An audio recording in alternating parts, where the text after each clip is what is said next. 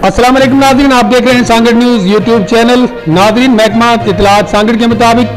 Deputy commissioner Sanghar doctor Imran Khwaja ने जिला भर में टिड्डी दल के हमले से निपटने के लिए जिला इंतजामिया, महकमा ज़राअत, हुकूमत सिंध और वफाकी हुकूमत के मुश्तरका तावन से एक कॉन्टीजेंसी प्लान तश्कील दे दिया है, जबकि इस सिलसिले में पाक आर्मी की भी खिदमत हासिल की गई है।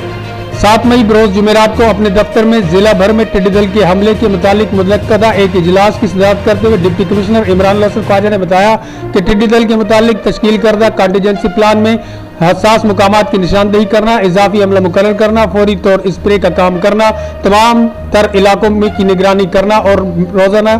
की बुनियाद पर महकमा ज़राअत के अमले की मुतासरा इलाकों के दौरे करना शामिल है। उन्होंने महकमा ज़राअत को हिदायत की कि वो फौरी तौर पर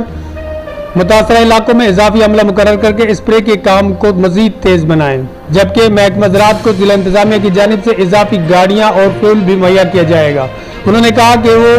प्लांट प्रोटेक्शन डिपार्टमेंट